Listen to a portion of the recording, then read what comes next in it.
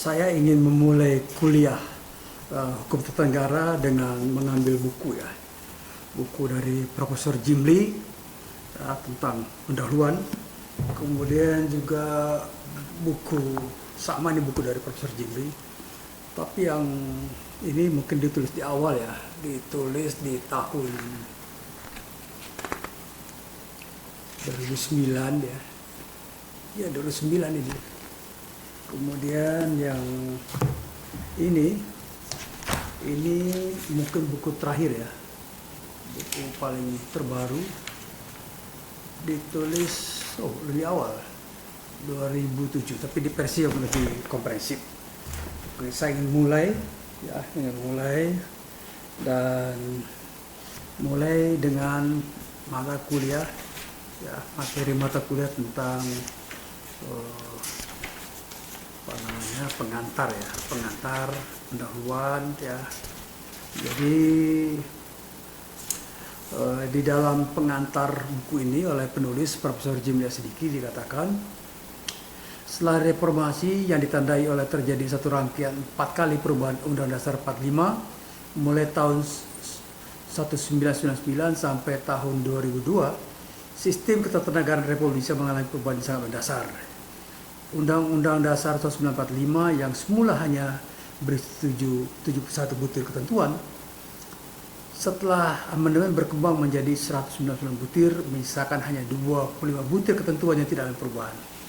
Selebihnya yaitu sebanyak 174 butir ketentuan dapat dikatakan sama sekali merupakan materi yang baru.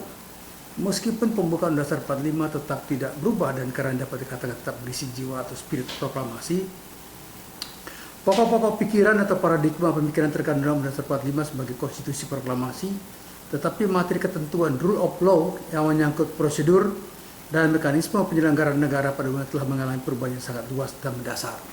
Ini yang perkembangan paling signifikan dari amandemen dasar. Nah, oleh karena itu, untuk kepentingan studi hukum di perguruan tinggi, khususnya di fakultas hukum dan fakultas sosial politik luar tanah air, diperlukan satu buku teks baru dapat menjelaskan persoalan itu.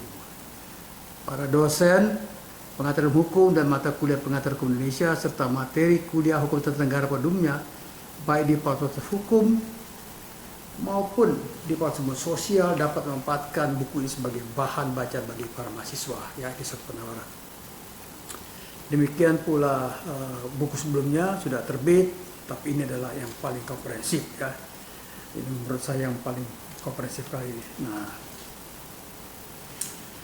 dalam pengantar buku ini, yaitu buku pokok-pokok hukum tata negara pasca reformasi, catatan tersebut oleh penulis Profesor Jim Lee diulangi lagi dan menempatkan pada bagian pendahuluan buku ini.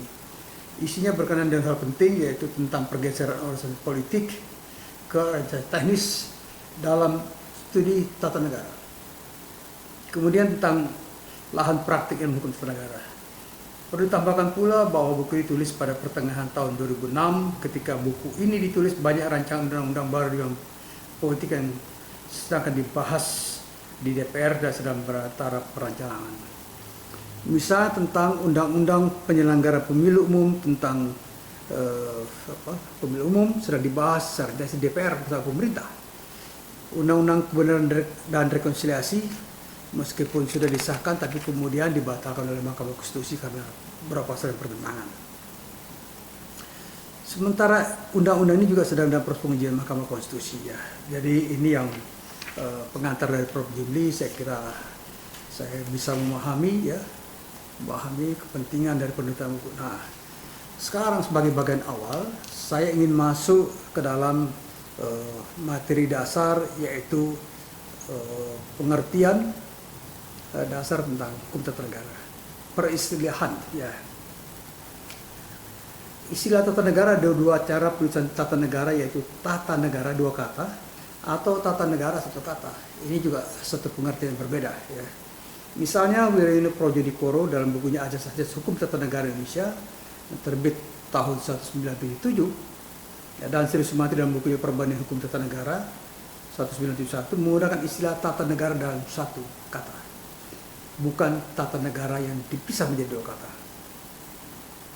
Namun Sahram Basa, guru besar dari Fakultas Hukum Universitas Pajajaran, menulis dalam bukunya Hukum Tata Negara Perbandingan 1976, kemudian M. Lubis dalam buku Ajas Hukum Tata Negara ya, tahun 78 menuliskan dalam 2 kata, yaitu tata negara, tata jadi bisa, negara jadi bisa. Nah, kemudian menurut Simorangkir, G.S. Simorangkir, karena hal itu mungkin ya terpengaruh pada cara berpikir bahasa Belanda, Hollands Denken, yang menyebut Stadrecht dalam satu kata, karena itu tata negara dalam satu kata. Dalam bahasa Jerman juga ditulis dalam satu kata, yaitu Verfassungsrecht, ya, jadi hukum tata negara. Bahkan dalam bahasa Belanda dituliskan Stadtleer, atau dalam bahasa Jerman Stadtleer. Jika tata negara ditulis dalam satu kata, maka seharusnya tata usaha negara juga ditulis dalam satu kata, ya, Profesor Jimli. Padahal yang benar adalah tata usaha negara, ya, 3 suku kata yang terpisah cara tulisannya. Karena itu pengadilan tata usaha negara disingkat PTUN, bukan pengadilan tata usaha negara atau PTN, dan hukum tata negara disingkat HTN, bukan hukum tata negara atau HT. Ini adalah perbedaan cara penulisan dan beranjak dari cara berpikir. Ya, nah ketika perkataan hukum tata dan negara itu sendiri sebagai nama suatu cabang pengetahuan umum cukup menggambarkan bahwa dibahas dalam adalah mengenai urusan penataan negara. Ya, tata yang terkait dengan kata tertib adalah order, juga biasa diahli bahasakan menjadi tata tertib. Misalnya peraturan tata tertib Parlemen di Amerika Serikat disebut Standing Order of the Parliament. Tata negara berarti sistem penataan negara yang berisi ketentuan mengenai struktur kenegaraan dan mengenai substansi norma kenegaraan. Dengan perkataan lain, ilmu hukum tata negara dapat dikatakan merupakan cabang ilmu hukum yang membahas mengenai tatanan struktur kenegaraan, mekanisme hubungan antara struktur-struktur organisasi atau struktur negara, serta mekanisme hubungan antara struktur negara dan warga negara. Nah, ya, sekarang ini yang prinsip-prinsip ya yang atau istilah-istilah dan di dalam tata negara ya. Nah, mungkin Prof. Jimli mulai dengan bagaimana HT Indonesia pasca reformasi jadi bagian pengantar suatu kedaulatan ini. Ya itu ya. Jadi awalnya buku ini mau ditulis sebagai pengantar hukum tata negara Indonesia, tapi menurut penilaian beberapa dosen Fakultas Hukum Universitas Indonesia, judul yang tepat adalah Hukum Tata Negara Indonesia saja. Mengingat isinya tidak hanya bersifat pengantar, tapi juga menyangkut isi hukum tata negara Indonesia secara menyeluruh, terutama setelah reformasi. Ya. Lagi pula judul mata kuliah S1 yang membutuhkan buku teks bukan pengantar hukum tata negara, melainkan hukum tata negara Indonesia saja. Oleh karena itu judul buku ini kemudian diusulkan diganti menjadi Hukum Tata Negara Indonesia Pasca Reformasi atau Pokok-pokok Hukum Tata Negara Indonesia Pasca Reformasi. Maksudnya adalah bahwa yang diuraikan di sini adalah hukum tata negara normatif secara positif dalam pokok-pokok garis besarnya berlaku setelah masa reformasi pasca perubahan dasar 1945 pada tahun 1999 sampai dengan tahun 2002. Ya, namun buku itu relevan, ya idealnya di dalam buku teks tersendiri seperti tentang lembaga perwakilan rakyat, lembaga kepresiden, pemilihan umum, partai politik, birokrasi dan organisasi pemerintahan daerah, hak asasi manusia, keluarga dan lain sebagainya, itu harusnya dalam satu buku. Nah,